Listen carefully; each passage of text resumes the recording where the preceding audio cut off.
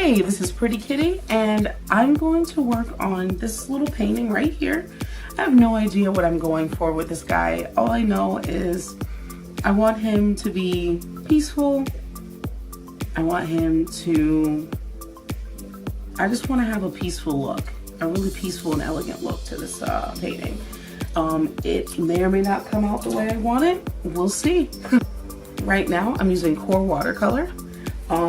This is a set that my sister got for me for Christmas, and I'm absolutely positively in love with it. Okay, so one of the beginning problems I see with artists right from the get-go is they want to get precious with their stuff too early. You are literally in your beginning phase. This is where you can just literally just have fun. Right now I'm using a Princeton Neptune modeler. It is a 1.5 inch size, and I'm just trying to pick up as much water and pick up as much pigment as I can. Got some water here, and we're just gonna lay out our first wash. Ooh, this is cool. Look at that. Nice. And you don't have to be 100% precious with this. This is just to lay your first color. Your first wash and your first layer is gonna be messy as heck. It's going to be messy. And that's okay. That's okay. That's what we want, actually. We want our first layers to be messy. Okay, listen. So if you're trying to be super precious with your first layer, it's not fun. Enjoy it, man. Enjoy it. This is what we're here for. Yes, we can make money off of this stuff, but of course, enjoy it, man. That's what painting is. Enjoyment. Having fun. All right. So this is our first pass. Like, this is the first layer before we even get into the nitty gritty. This is just the first. Just literally the bare beginning of what's to come. I have a tiny idea of the color scheme I want to work with.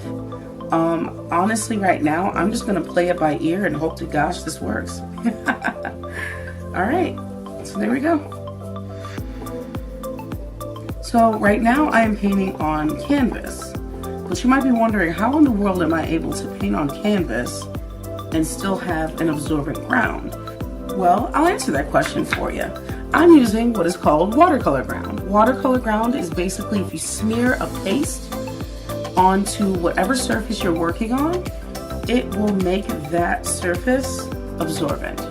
And then to top it off, I'm using a light dimensional watercolor ground, which is basically this effect you see here. This effect is basically a thick paste, and I put it on top of the canvas, and now it creates almost like it creates a 3D texture in your paintings. So this is a great way to add dimensionality to your work, and it's a great way to have a little bit more interactivity with your work. And if you'd like to see a little bit of a close-up here, you can see this is just the beginning of what light dimensional watercolor ground can do. I have links for all of the materials that I'm using in the description below. If you do want to take a look at those, please definitely take a look. I personally get my stuff from my local art supply store, but I can link them up with Amazon just in case you may or may not have Prime. All right, let's see. So there's this like stormy blue that I like, and I don't know what it is about it, but I like it. So I'm using a flat oval wash brush, and I heard that this brush doesn't carry as much pigment, but is really good for that initial wash. Okay, nice. So it doesn't carry as much pigment, but it definitely does the job. It 100% does the job. And of course, with all of these brushes, they're phenomenal. If you haven't seen my brush haul, you should totally take a look and see my brush haul and like what I experimented with them, and I played around with them, and just wanted to make sure that I knew what I was getting into with these brushes. And I still don't know what I'm getting into with these brushes. These brushes are really cool. It's nice to have new material sometimes. This is nice. This is nice. I like this.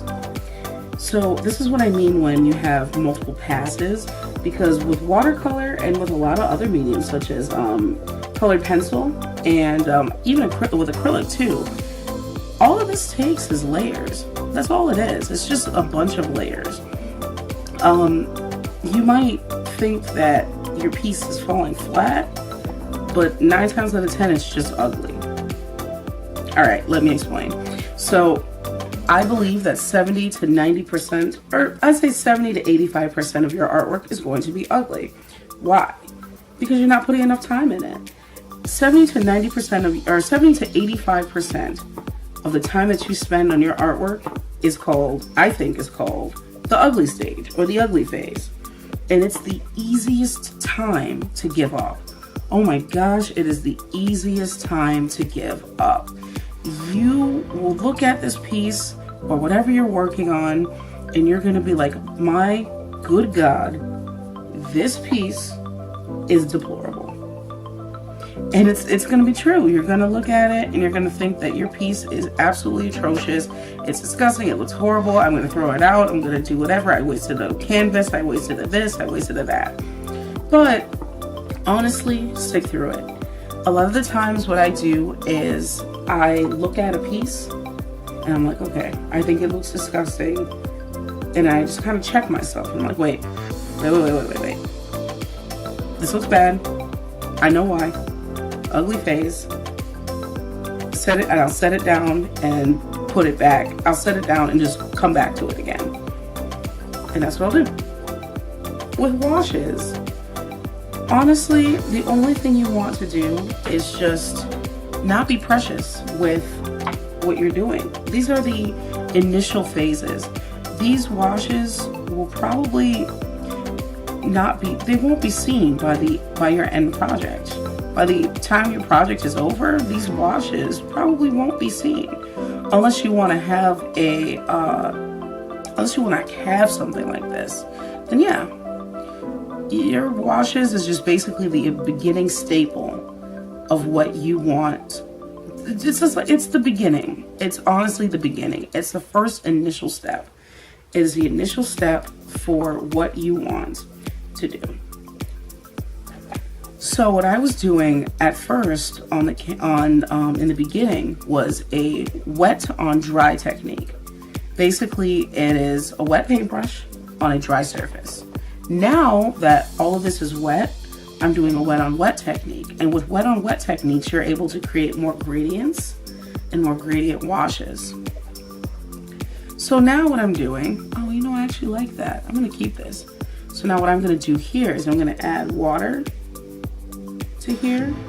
You can see how a lot of the times with this canvas is it'll take this and it'll just push some of that pigment away. So now I'm just gonna take this and just let it push it away. And you know what's funny? When I discovered this was all a mistake. So it goes to show you, just working with the mistakes and working with what you got is 100% the way to go. With it, I need to figure out exactly how did I create that color. I think it was a mixture of Payne's Gray, a mixture of Payne's Gray and Ultramarine. It had to have been. And if not, then we will have an extra color. I think that was the color. Or was it Phthalo? I do not know. We will find out. And that's another thing when it comes to artwork. Like I have ideas. Oh, that is the color. Great. I have ideas, but I try to keep myself really open to what may happen or what may not happen. Like, it honestly really depends, because if you don't keep yourself open to the possibilities of your artwork getting better or possibly failing, then it's no fun. So we have another wet on wet technique. This is now more pigmented.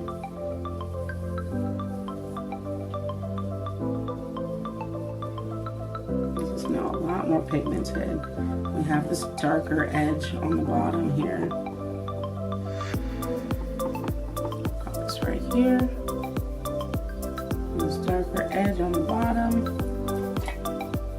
And now we can mess around with the sides, mess around with up here. I'm hoping for almost like a dreamland sort of state, you know? So my quick tips for you guys is, number one, don't be precious with your artwork. Don't be precious. It's only literally your first pass. You can make it better in your next couple of passes. It will be okay. It will not be the end of the world, I promise. Number two, have fun. This is probably the only time in your watercolor experience, in a sense, where you will be loose. You get to just be loose. Be loose and have fun. Number three, be loose and have fun. This is a really fun exploratory process for your artwork. This is something that can, you know, make or break how much fun you're gonna have. This, I love enjoying the process of creating. This is something that it helps me sleep at night. It's crazy, right? But honestly, just taking a paintbrush and just going with it. Number four, layer. See, when I first had that quinacridone magenta, where I just did my first pass, and then I had this Payne's Gray and ultramarine blue mix, and I just passed right over that. And then I layered it on with a second layer, and then I layered it on with this third layer coming up. That's the best way you can create more depth within your artwork. And that goes for washes and every other technique as well, unless your technique is a little bit more lighter. My watercolor style is a lot more vibrant. I'll be adding a ton more layers on here a little bit later, but yeah, that's all it is. That's all you're doing, is just layering. It's super simple, it's super easy. Even if you may not have the right color, quote unquote, the right color to begin with, you should be just fine. And I think those are my 4 tips on how to create a successful wash in watercolor. So please make sure you subscribe. I upload every Thursday. And if you have any questions or comments or concerns about watercolor, definitely let me know in the comments below. Thank you so much for tuning in, and I will see you next week. Have a good one.